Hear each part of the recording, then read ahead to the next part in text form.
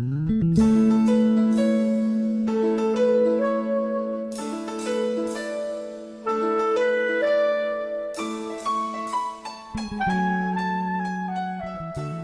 boa noite aos irmãos, boa noite e um bom sábado. É bom estar de volta aqui no IASP depois de muito tempo. A primeira vez que eu tive a oportunidade de pregar aqui, aliás, a primeira vez que eu tive a oportunidade de conhecer aqui, eu era distrital em Minas Gerais. E eu me lembro que, com autorização do campo, é claro, nós viemos aqui para recoltar algum dinheiro para construir uma igreja lá em Uberaba. E eu me lembro que nós rodamos aqui, o irmão Schweitzer ajudou, nem sei se ele está aqui ainda, se mora por aqui. O doutor Wenzel, com a doutora Silvia também, deram a planta dessa igrejinha que hoje existe lá no Triângulo Mineiro. Isso eu era distrital. Depois que eu fui chamado para o NASP, eu estava no início do meu casamento. Eu lembro que o irmão Nelson Soares, todo mundo conhece por Nelson, não sei como, alguma coisa nos ligou ali. Ele chegou em casa um dia, eu não o conhecia, convidando para passar uma lição aqui. E depois para uma pregação. E ali nasceu uma amizade que, olha, eu fiz 11 anos de casado, agora dia 11 de abril. Então já se passaram 11 anos, né? E eu estou vendo o irmão Nelson aqui de novo hoje, estou muito feliz. Eu estava falando com o pastor Wallace, quando estava sentado ali, eu preguei mais nessa igreja aqui do que na igreja que eu frequento. Agora, de uns 3 ou 4 anos para cá, devido a muita agenda realmente, como ele já mencionou para vocês, ficou difícil voltar ao IASP. E até louvo a Deus por isso, que quer dizer que a gente está trabalhando, né? Mas eu fico feliz por voltar nessa igreja, que é uma igreja muito querida para mim. É uma igreja que eu tenho muito carinho no coração, sem nenhuma demagogia. Irmãos, vocês viram o texto que foi lido aqui. Ele faz parte de uma parábola de Jesus. Eu queria convidar você a ler comigo esta parábola. Ela está em Lucas capítulo 14, versículos 16 em diante. É uma parábola muito estranha quando a gente lê à primeira vista. E eu vou pedir uma coisa para vocês. Depois que eu ler o texto, não feche a Bíblia não, porque eu vou voltar ao texto para explicar algumas coisas. Então não feche a Bíblia, fique com ela aberta, tá bom? Mesmo que eu parar a leitura aqui, continue com a Bíblia aberta aí. A segunda coisa que eu queria comentar antes de ler o texto, é que às vezes para quem está fora do ambiente religioso, mesmo quem está aqui dentro, algumas passagens da Bíblia são estranhas. Fora de cultura, durante a semana eu vou falar sobre algumas delas com vocês. Por exemplo, tem um verso da Bíblia, nós vamos falar durante a semana aí, que diz assim: como o odre no meio da fumaça, ainda que eu seja como um odre no meio de uma fumaça, não me esquecerei dos teus mandamentos. Se alguém pedir para explicar esse texto, ainda que eu seja como um odre no meio de uma fumaça. Esquisito, né? Um outro texto: lança o teu pão sobre as águas e depois de muitos dias o acharás. Imagina você pegar agora um pacote de Vic Bold, jogar lá no Rio Pinheiros, depois de muitos dias vai achar? O que a Bíblia quer dizer com isso? Durante a semana vamos ver aí esses e outros textos. Mas vamos à parábola de hoje. Lucas capítulo 14, versos 16 em diante. Ele, que é Jesus, respondeu: certo homem deu uma grande ceia. Preste atenção nos detalhes dessa história. Certo homem deu uma grande ceia e convidou a muitos. À hora da ceia, enviou seu servo para avisar aos convidados: vinde, porque tudo já está preparado. Não obstante, todos a uma começaram a escusar-se, a dar desculpas. Disse o primeiro: comprei um campo e preciso ir vê-lo. Rogo-te que me tenhas por escusado. Outro disse: comprei 5 juntas de bois e vou experimentá-las. Rogo-te que me tenhas por escusado. E outro disse: casei-me e por isso não posso ir. Então, irado, o dono... Casei-me e por isso não posso ir. Voltando o servo, tudo contou ao seu senhor. Então, irado, o dono da casa disse ao seu servo: saí depressa pelas ruas e becos da cidade e traze para aqui os aleijados, os pobres, os cegos, os coxos. Depois lhe disse o servo: Senhor, feito está como mandaste, e ainda há lugar. Respondeu-lhe o Senhor: saí então pelos caminhos e atalhos e obriga todos a entrar para que fique cheia a minha casa, porque vos declaro que nenhum daqueles homens que foram convidados provará da minha ceia. Fica com a Bíblia aberta. É uma passagem meio complicada. Imagine você dando estudo bíblico para uma pessoa e ler esse texto. Para a nossa cultura, a primeira vez que eu li isso aqui, é um texto muito difícil de entender. Vamos tentar resumir a história. Olha o que a história de Jesus está contando. O homem deu uma festa. Não é isso? Uma ceia, uma festa. E convidou muitos amigos. Só que na hora da festa, muitos não puderam ir. Por que razão não puderam ir? Um porque tinha comprado 5 juntas de bois, o outro porque tinha comprado um terreno, o outro porque tinha casado, coisas normais. Quantas vezes eu fui convidado para uma festa e não pude ir? Não pude ir. Agora, qual foi a reação daquele homem?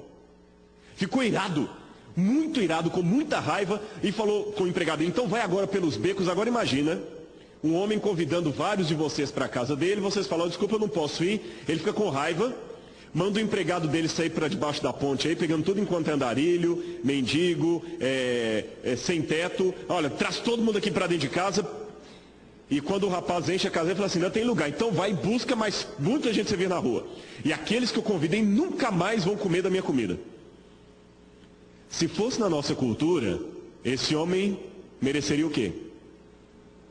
Qual que seria o diagnóstico que você daria para um homem com um comportamento desse na nossa cultura? Alguém que manda chamar tudo enquanto é mendigo da rua só porque você não pôde ir à festa dele. Como é que você chamaria um homem desse aqui no Brasil? Doido, louco, precisa de terapia. Não é isso? Precisa de terapia. O camarada entrou em neurose, começou a encher a casa de mendigos sem teto, um monte de gente que ele nem conhecia, só porque você não pôde. E o pior, você não foi à festa dele porque você se casou. O que Jesus quis dizer com essa parábola? Será que é uma história sem sentido? Uma das coisas que eu aprendi ao ler a Bíblia, primeira coisa que a gente tem que ter em mente, você vai aprender durante essa semana: Bíblia não é livro para ser meramente lido. Bíblia é um livro para ser estudado, meditado e obedecido. O problema é que tem muita gente lendo a Bíblia. Sabe aquela frase, leia a Bíblia? Eu acho aquela frase tão perigosa. Eu vou explicar por quê. Porque você lê a Folha de São Paulo, lê o Estado de São Paulo, lê a revista Veja, a revista Isto É. Você não precisa de muita reflexão para ler uma notícia de jornal. Leu ali e depois esquece. Você se lembra o que você leu no jornal na semana passada? Não tem problema. Então lê, deixa para ler o jornal. Bíblia não é para ler. Bíblia é para estudar. Existe uma diferença entre meramente ler e ler compreendendo, estudando. Bíblia é para ser estudada. Tem gente que se orgulha e fala assim: eu faço 5 anos bíblicos por ano. Parabéns para você. Mas você está fazendo ano bíblico assim, só para falar na igreja que você faz, até por um motivo de arrogância? Ou você está falando calmamente, está estudando a sua Bíblia? Sabe, eu vou confessar para a igreja, há anos que eu não faço ano bíblico de Gênesis e Apocalipse. Eu prefiro fazer assim: esse mês me deu vontade de estudar o Evangelho de João. Eu começo a estudar João, pego um comentário, vou lendo, comparo João com outras palavras, passagens. No outro mês me dá vontade de estudar de novo o Apocalipse. Pego o Apocalipse e vou. Agora eu quero estudar o do Antigo Testamento. Isaías. Não preciso ficar seguindo. Eu acho bonito quem gosta de fazer de Gênesis, Apocalipse, tudo bem, não tem problema. Desde que você faça com espírito de oração e humildade. Que tem gente que gosta de bater no peito assim: eu já li a Bíblia tantas vezes. Tá bom, mas o que a mão direita faz, a esquerda não deve ficar sabendo. E segundo, você está só lendo a Bíblia ou está estudando a Bíblia e colocando em prática? Bom, já que eu falei isso, vamos aplicar aqui. Não vamos só ler a parábola, vamos entendê-la, vamos estudá-la, para depois colocar em prática a mensagem.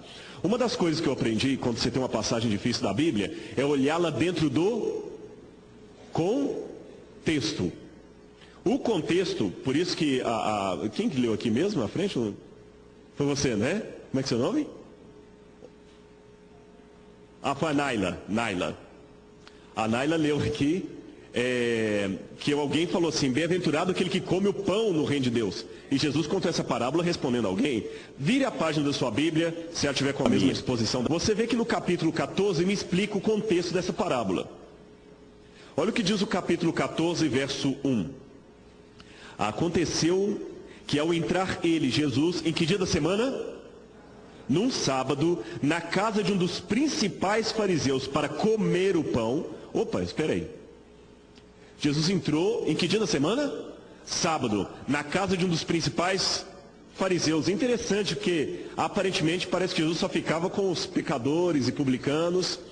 Mas a Bíblia mostra Jesus também na casa de um fariseu. E ele não entrou ali para repreendê-lo, não. Ele entrou para comer pão. Ou seja, para cear com aquele fariseu. Para almoçar com ele.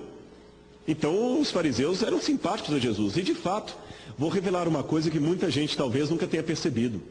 Os fariseus, no começo, eram simpáticos a Jesus, sabia?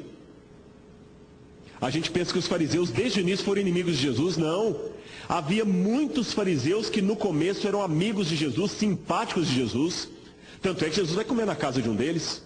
Teve uma vez que os irmãos de Jesus planejaram a morte dele. Eles sabiam que os judeus estavam procurando Jesus para matar e falaram assim: Jesus, desce para Jerusalém, porque se você faz as obras lá, todo mundo vai ver que você é grandioso. Aí sabe quem que orientou Jesus a não ir? Os fariseus. Houve outra vez que os fariseus chegaram para Jesus, isso está no próprio evangelho de Lucas, e alertaram a Jesus: Jesus, cuidado que Herodes está querendo matar-te. Aí Jesus falou com eles assim: não, deixa aquela velha raposa, eu não tenho medo dele. Mas olha que interessante, ali não diz que ele repreendeu os fariseus. Ele falou, repreendeu a Herodes. Os fariseus estavam preocupados com a integridade física de Jesus. Tanto é que no final alguns fariseus continuaram firmes do lado de Jesus. Agora a pergunta que a gente faz é o seguinte: se os fariseus no início eram simpáticos a Jesus, a ponto de um dos principais fariseus convidar Jesus para comer em sua casa no dia de sábado, a pergunta que eu faço é a seguinte: por que eles mudaram de opinião em relação ao mestre? Porque no início do ministério de Jesus foi assim, mas depois todo mundo já sabe o que aconteceu. Qual foi a relação entre Jesus e os fariseus no decorrer do ministério de Jesus? Foi de amizade até o final? Briga, polêmica, a ponto deles se ajuntarem com os saduceus para pedirem a morte de Jesus. Então a pergunta que fica no ar: o que aconteceu entre o início e o final do ministério de Jesus, que no início os fariseus eram pró-Jesus e no final contra Jesus? O que aconteceu nesse meio tempo? O que aconteceu que hoje você me convida para pregar numa das principais igrejas do Brasil e quando vem amanhã você pede a minha morte perante o governo? É mais ou menos isso. Hoje você me convida para almoçar na sua casa, amanhã você grita pedindo minha crucifixão. O que aconteceu que os fariseus mudaram radicalmente em relação a Jesus? Guarde essa pergunta. Mas aqui eu já tenho uma pista no texto. Lucas 14, verso 1. Aconteceu que ao entrar ele num sábado na casa de um dos principais fariseus para comer o pão, eis que o estavam observando. Sabe por que eles estavam observando Jesus? Se você olhar aqui no capítulo 13, verso 10, você vai ver um episódio interessante.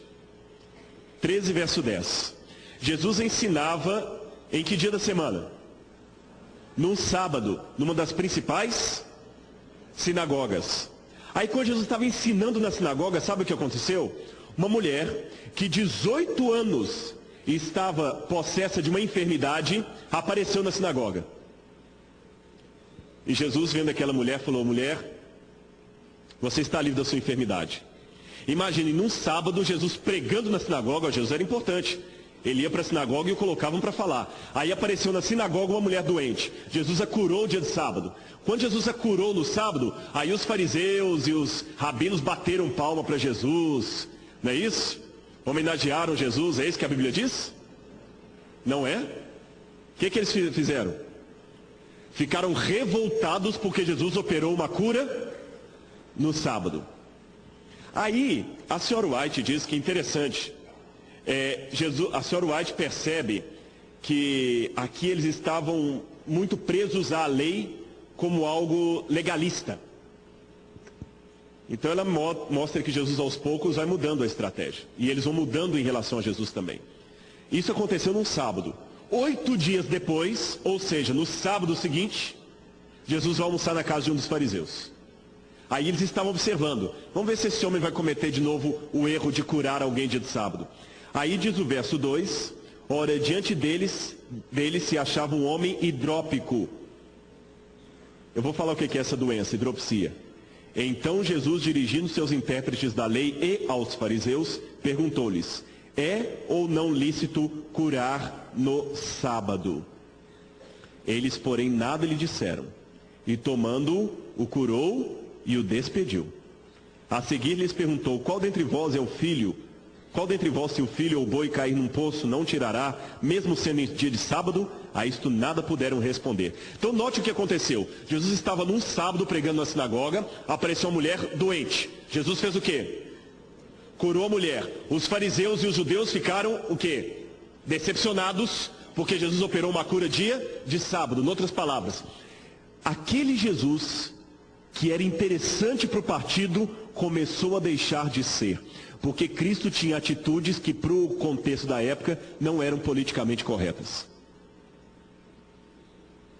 Por que eles queriam Jesus no início? Porque eles amavam Jesus? Não, eu vou falar com você por que eles queriam Jesus no início. Quem não queria no partido um homem que multiplica pães? Imagina esse homem resolvendo o problema da fome de Israel. As eleições do Brasil estão chegando.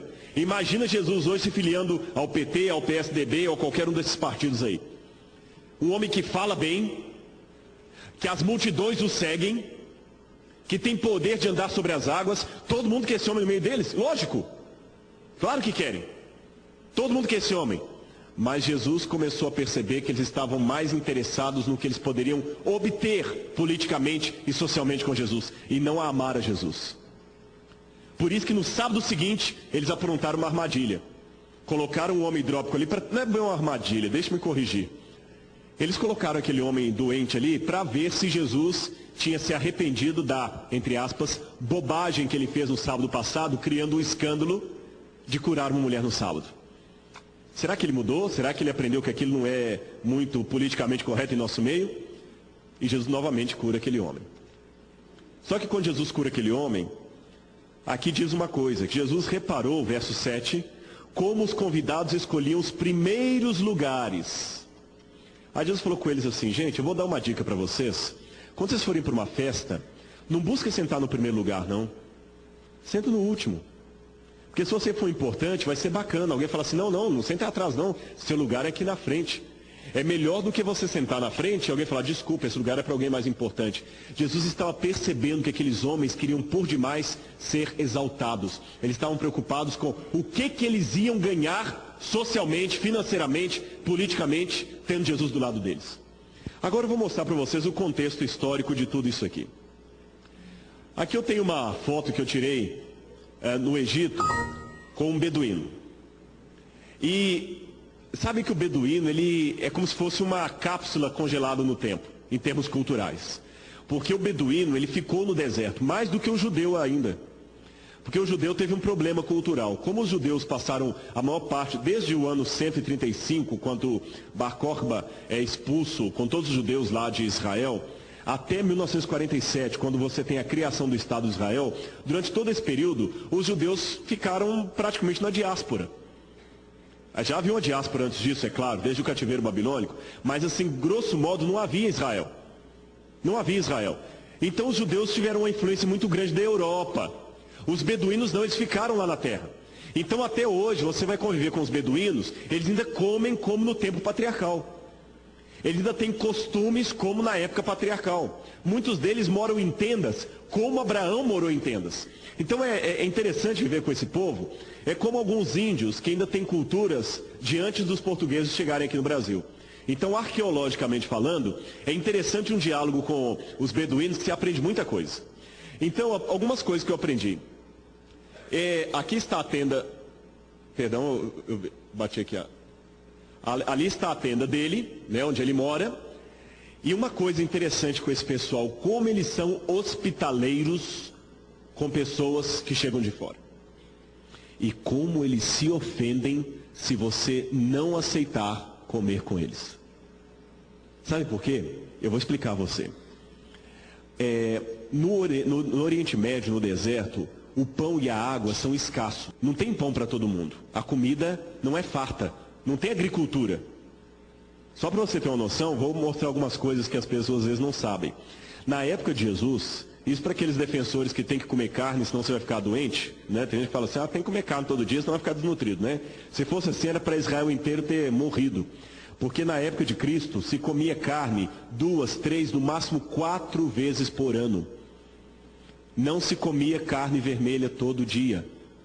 O máximo de carne que as pessoas consumiam era peixe ou carne de frango, às vezes. Existe uma polêmica se o pato é comida limpa ou não é limpa. Eu não vou entrar no mérito da questão, não como carne mesmo. Né? Tem uma polêmica, tem uns acho que o pato pode comer, tem acho que o pato não pode comer. Não vou entrar no mérito da questão aqui, mas a carne vermelha mesmo, o judeu da época de Cristo só comia o novilho, o bezerro cevado, a carne vermelha, só comia ou nas festas judaicas da Páscoa, por exemplo, que você tinha o Cordeiro Pascal, ou quando tinha uma festa muito importante, por exemplo, lembra quando o filho pródigo volta para casa, o que o pai manda fazer? Matou um bezerro cevado. E qual foi a reclamação do mais velho? Poxa, pai, tanto tempo eu te sirvo e nunca me deste um cabrito para celebrar com os meus amigos. Você nota então que não era uma comida de todo dia, senão ele não ia ficar. Por que Jacó vendeu a primogenitura dele? O que seduziu Jacó em termos alimentícios? Um guisado de lentilhas, um guisado. Se fosse comida de todo dia. Não havia, gente, plantação, pasto para bois. As pessoas não tinham, e o camelo é imundo, então não ia comer camelo, viu? Então as pessoas não comiam carne todo dia. Ou seja, no Oriente Médio, a refeição não é pouca. Agora raciocine comigo. Se a comida é pouca, convidar você para comer comigo, eu estou mais do que apenas cumprindo um papel social. Eu estou dizendo que você é de grande respeito na minha casa. Porque o pouco que eu tenho, eu vou dividir com você. Não é como aquela assim, deixa eu almoçar amanhã, pastor. Não, venha para casa.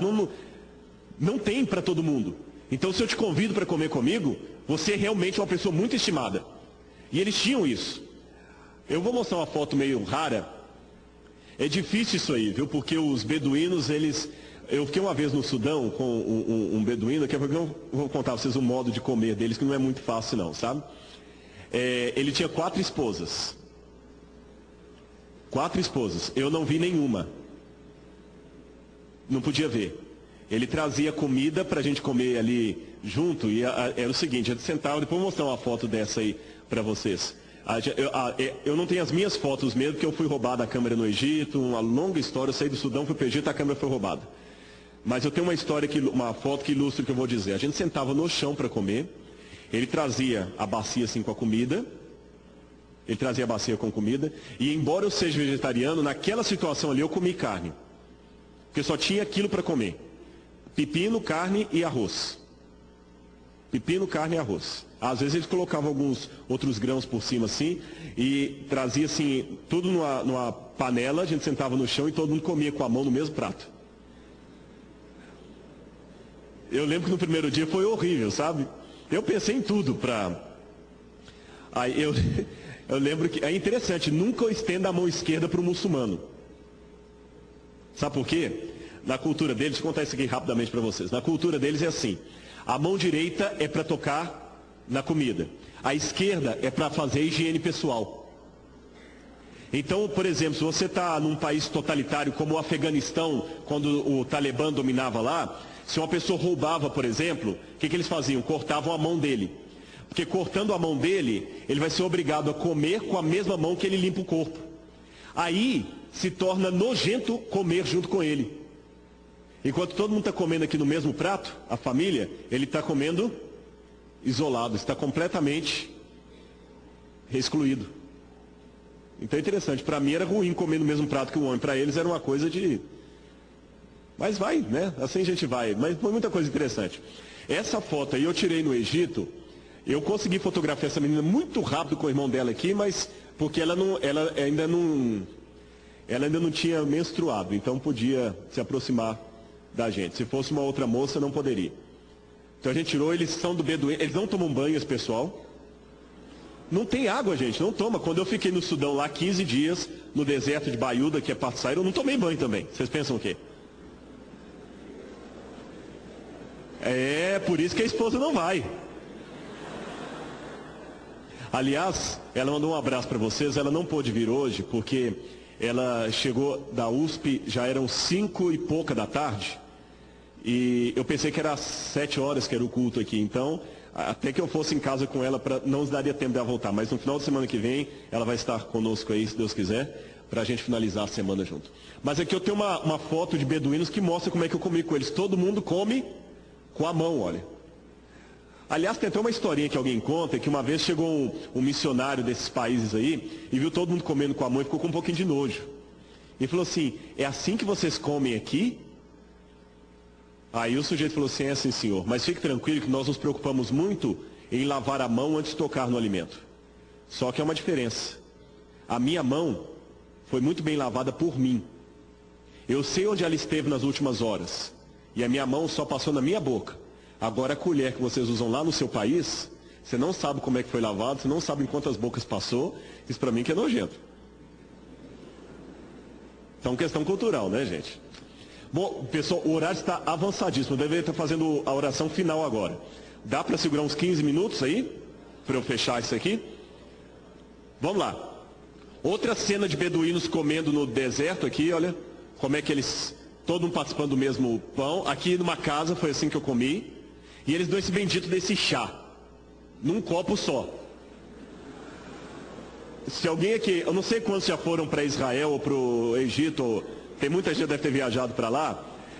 Quando você vai para lá, se você chega em qualquer lugar, eles sempre te oferecem chá. Eu não aguentava mais tomar chá. O hino que eu mais lembrava, professor Wanderson, era aquele nunca me deixar. Porque eu já não aguentava mais tomar chá. E o chá era pelando. Sabe por que era bem quente? Para você poder não beber depressa e ir embora. Para você poder ficar conversando com ele ali. Bom, aqui mulheres fazendo pão. Esse aí é o odre que eu vou falar num dos dias aí, viu? O odre de vinho.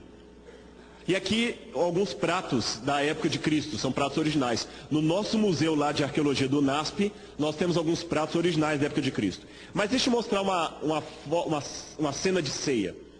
O principal da ceia sentava-se aqui. E os mais importantes sentavam do lado dele. Esses eram os primeiros lugares. À medida que você ia distanciando do dono da casa, você ia ficando nos últimos lugares. Agora, qual que era a importância de estar nos primeiros lugares? É que o dono da casa partia o pão. Geralmente, isso aqui é interessante, ele usava a mão esquerda para partir o pão. Não deveria, né? E dava um pedaço para cada um. Cada um pegava um pedaço do seu pão e comia. Todos comiam ali juntos. Por isso Jesus percebeu as pessoas brigando para sentar ali na frente, ó, do lado do dono E Jesus falou assim, olha, não busquem os primeiros lugares, não. E Jesus começou a ficar triste no coração dele. Jesus começou a perceber que alguma coisa estava errada ali. Olha o que ele percebeu. Engraçado. 8 dias atrás, me convidaram para pregar na sinagoga. Eu curei uma mulher, eles ficaram decepcionados. Hoje me convidaram para comer aqui, mas não param de me observar desde que eu entrei. Colocaram um doente aqui só para ver se eu o curaria. Esses homens não estão me querendo, não. Eles estão querendo os primeiros lugares. Deixa eu mostrar o hidrópico aqui, o que era. Só para vocês terem uma noção. Isso é hidropsia. É uma retenção de líquidos no corpo. Alguns dizem que tem várias causas que podem dar hidropsia. Alguns tipos de frutos do mar podem provocar hidropsia. Alguns tipos de caramujos podem provocar hidropsia. É uma retenção exagerada de líquidos no corpo. Estão vendo a barriga desse menino aqui? Isso tudo é líquido, é água. Olha esse aqui como é que está com os olhos inchados. A pessoa sofre muito. Isso que é hidropsia. Lembra quando a Bíblia fala colocar um homem hidrópico ali no meio? Olha a insensibilidade daqueles judeus, daqueles fariseus. Colocaram um hidrópico ali no meio, só para ver o que Jesus ia fazer. E Jesus teve dó daquele homem, piedade, e curou aquele homem. Era essa doença que aquele homem tinha. E quando Jesus o curou, percebeu. Aí Jesus resolveu contar uma parábola. Aquela parábola que nós vemos no início. Vamos lembrar a parábola? Um homem deu uma grande festa e convidou a muitos. Mas na hora da festa, cada um começou a apresentar uma desculpa. Um falou que não podia ir porque tinha comprado 5 juntas de bois. O outro falou que não podia ir porque tinha comprado um terreno. O outro falou que não podia ir porque tinha se casado. Aí o homem ficou irado. O que Jesus quis contar com essa história? Lembra que eu falei com vocês que no Oriente Médio a comida é escassa? Lembra que eu contei isso? Então, quando alguém iria convidar o outro para comer, olha como é que a cultura muda de lugar para lugar. Eu sou mineiro. Em Minas Gerais, eu acredito que em vários lugares, também no interior principalmente, não é muito diferente. Em Minas é o seguinte, quanto mais sobrar, melhor. Eu lembro que tinha nas fazendas, eu fui pastor no interior, aí eu gosto de bater um boi de uma vez, comigo não tem miséria não. Vocês já notaram que tem gente, e a gente vai comer na casa, a gente ia comer na casa dos irmãos, não pastor, come à vontade, as panelas estão cheias lá dentro ainda. Sobrou muita comida ainda. Não dá, assim, quem prepara uma festa, por exemplo, não fica feliz quando depois que todo mundo foi embora, já comeu bastante, ainda olha, ainda tinha comida ainda, se... Não é tão desagradável quanto falta comida? É ou não é? É ou não é? Pois é, porém Israel é o contrário. Eu estou falando Israel, quando eu falo Israel e Oriente Médio, eu estou falando Israel e Oriente Médio da época de Jesus, porque o Israel de hoje, Jerusalém tem McDonald's, tem Pizza Hut, tem cinema, tem tudo, viu?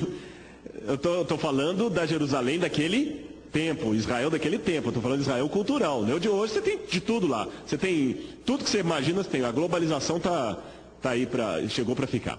Mas voltando ao que eu estava dizendo para vocês, em Israel naquele tempo, eu digo isso, vou abrir o parênteses por quê? É porque as pessoas têm uma ideia errada. Eu me lembro até hoje, a primeira vez que eu fui à França, uma menina me perguntou se eu não tinha medo de ser picado por cobra. Na cabeça dela, a gente tinha cobra pela rua por todo lado. Eu me lembro de um filme do 007, que ele desce no Rio de Janeiro no avião, e ele sai do aeroporto, já ele entra numa floresta, e aparece um menininho assim, tipo o Jairo do Tarzan, com um macaquinho aqui na cabeça, e onça passando. É a ideia que o pessoal tem. Muitas vezes o pessoal tem uma ideia da África também, como assim, só miséria, né? Só aquele monte de menino assim. Não, você vai para Joanesburgo, é uma cidade como qualquer outra grande metrópole aí. O Cairo, tem uma parte linda do Cairo ali, você vai para várias cidades. Tem miséria, como no Brasil também, tem Estados Unidos também, tem uns pedacinhos da América lá que eles não mostram que são feios. Em Israel, o Oriente Médio, o pessoal pensa que assim, todo mundo anda de camelo no meio da avenida e tudo, né? Não é bem assim não. Mas voltando ao que eu estava dizendo para vocês, ao contrário da nossa cultura aqui, no Oriente Médio, sobrar é de mau gosto. É o contrário. Aqui tem que sobrar para mostrar que você tem fartura. Agora lá é o contrário. Se eu for à casa de alguém aqui, imaginando com a cultura deles, e sobra comida no final, sabe qual que é a ideia que todos saem? Eu hoje comi na casa de um desperdiçador. Esse homem não serve para ser o nosso líder, esse homem não serve para morar em nossa comunidade, ele desperdiça comida. Então não pode sobrar comida. Cada um come a sua porção e não pode sobrar. Aí eu queria repetir, eu queria comer o dobro, problema seu, a sua porção foi dada. Não pode sobrar. Então vamos aprender essa regra de etiqueta. Não pode sobrar comida. No Oriente Médio era assim. Aliás, eu acho que quase podia ser assim hoje também, né? Eu não sei se o refeitório daqui como é que é, mas às vezes eu passei no refeitório do meu colégio lá. Eu não sei como é que é aqui, professor. Espero que aqui seja diferente. Mas sabe, aquele tanto de comida que sobra, que dá para alimentar tanta gente. Eu acho que a gente pode trazer algumas práticas para hoje também, sabe? Eu penso o seguinte, você não veio para o internato para passar fome. Eu não pedi autorização para dizer isso aqui não, mas eu acho que posso falar. Se você quiser comer 10 quilos de pães, coma, não dando despesa médica depois para a escola, tudo bem. Agora, pegar aquele pão e jogar tudo fora depois? Bom, no Oriente Médio não podia sobrar comida, senão o dono era um desperdiçador. Então eles calculavam a quantidade de comida pela quantidade de convidados. Era mais ou menos assim. Se você tinha de 2 a 4 convidados, você pegava uma galinha ou duas. Vou pegar as carnes. Se você tinha de 5 a 8 convidados, 4 galinhas. Se você tinha de 10 a 15 convidados, um cabrito. De 15 a 35, uma ovelha. 35 a 75, um bezerro. E assim por diante. Agora, como é que eles faziam para não sobrar comida? Preste atenção agora na regra da época. Quando ia ter uma festa, Havia 2 convites. Primeiro, o dono da festa mandava o empregado dele convidando todo mundo que era amigo dele. Então eu chegava lá e convidava. Irmão Nelson, pode ir? Ah, eu posso. Beleza, ele anotava, irmão Nelson. Pastor Jael, não, eu não posso nesse dia, eu tenho um compromisso. Tudo bem, ele não anota o seu nome. Professor Wallace, pode ir? Ah, posso. Ele anota o Wallace lá. Professor Wanderson, ah, eu não posso, desculpa, a gente tem um compromisso para o Rio Grande do Sul, não vou poder. Ele não anota seu nome. Então, nesse primeiro momento que passa o convite, o empregado só anota o nome daqueles que falam, eu vou. Se você não pode ir, não tem problema nenhum. Nenhum. Basta dizer, eu não posso ir. Porém, com base na lista daqueles que disseram, eu vou, é que o dono vai preparar a quantidade de comida. Aí no dia da festa, o empregado passa de novo, desta vez só na casa daqueles que deram o nome, não mais na casa de todo mundo, e fala assim, olha, irmão Nelson, você falou que iria, tá lá, viu? Tá anotado aqui, tá contando lá, viu? Professor Alas, você falou que iria, tá anotado aqui também. Na casa do pastor já não vai passar, na casa do professor Wanderson não vai passar, porque eles não disseram que iriam. Aí que vem o detalhe, pessoal. Se nesse dia da festa, você diz, eu não vou, o que vai acontecer? Se você não vai, o que acontece? Vai sobrar comida. Se sobrar comida, o dono da festa vai ficar com fama de desperdiçador, que era uma das piores famas que alguém podia ter no Oriente Médio. Então, nesse segundo momento, dizer não vou, só por algo muito grave. Agora vamos voltar à parábola. Verso 16, certo homem deu uma grande ceia e convidou muitos. À hora da ceia enviou seu servo para avisar aos convidados, vinde porque tudo está preparado. Eu pergunto, esse convite aqui é o primeiro ou o segundo? É o segundo. Por que é o segundo? Por 2 motivos. Primeiro, a hora da ceia, então já era no próprio dia. E segundo, ele já foi avisar que estava tudo pronto. Aí os convidados começaram a dizer, não vou. E o que é pior, começaram a dar desculpa esfarrapada. Quer ver que foram esfarrapada?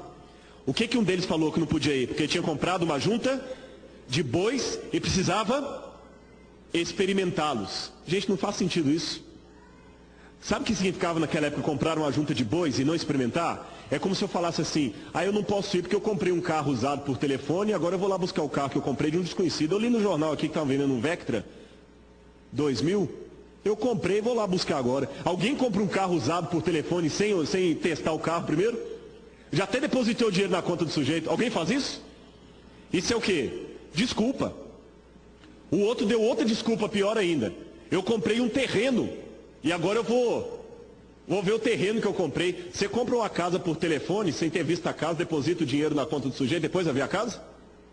Isso era o quê? Desculpa. Agora imagina que você me convida para algo muito importante, sei lá, a festa de casamento sua. Se eu não quero ir, mas tenho um mínimo de consideração por você e nenhum cristianismo, eu vou pelo menos inventar uma mentira mais plausível. Vou matar alguém da família. É ou não é? Isso se eu não tiver princípio cristão, é claro. Você vai inventar uma mentira mais plausível. Agora, pior, além de eu falar que não vou, eu dou uma desculpa daquelas mais esfarrapadas possível. Ou seja, eu estou dizendo que eu não vou e não ligo para a sua tristeza em eu não ir. É como quando aparece um mendigo na borda do carro e fala assim, não tem trocado não. Você nem se preocupa se ele vai acreditar ou não vai acreditar. Você tem logo de ser um trocado. Acabou de pagar o sanduíche ali? Não tem trocado não. Você não está nem aí. Aqueles homens, além de dizerem no segundo convite que já não iam mais, deram desculpas esfarrapadas. Pior foi o terceiro. Qual foi a desculpa do terceiro? Aí tem um probleminha na tradução aqui. No original grego, está assim, gnaika egema. Tenho núpcias com a mulher. O tradutor traduziu por casei-me, mas no grego não está casei-me. Tenho núpcias com a mulher. Mas qual a diferença, pastor? Vou falar qual é.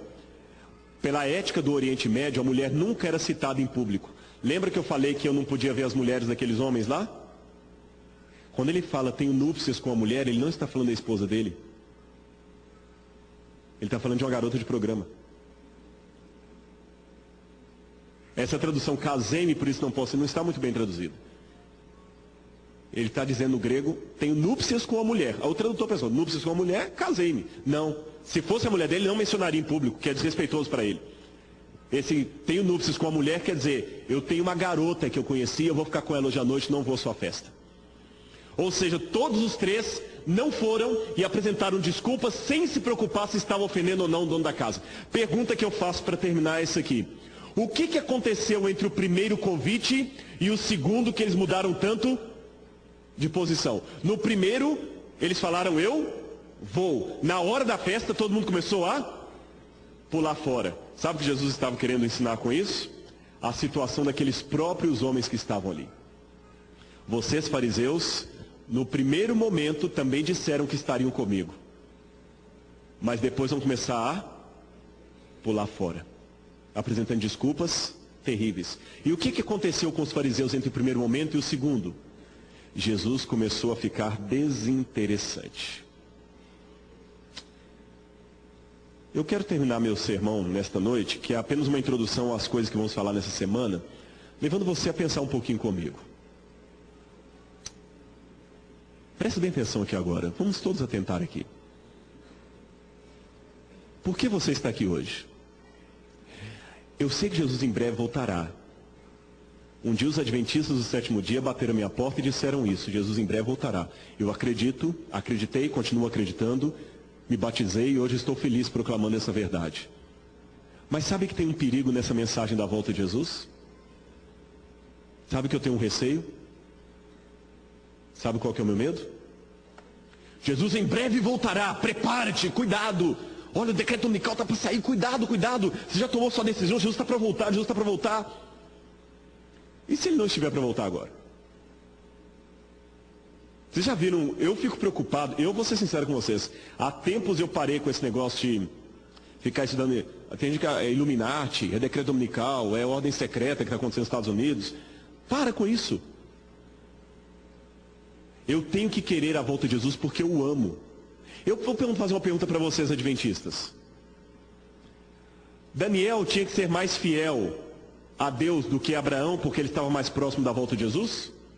Cronologicamente falando? Então deixa eu antecipar agora. Paulo tinha que ser mais fiel a Cristo do que Daniel, porque Paulo estava mais perto da volta de Jesus do que Daniel? Lutero tinha que ser mais fiel a Deus do que Paulo, porque Lutero está mais perto da volta de Jesus do que Paulo? Ellen White tinha que ser mais fiel do que Lutero, porque está mais perto da volta de Jesus do que Lutero? Sim ou não? Por que eles tinham que ser fiel a Jesus? Porque amavam Jesus, não é porque Jesus está perto de voltar. Então você está querendo ser fiel a Jesus hoje porque ele está perto de voltar? Ou porque você o ama?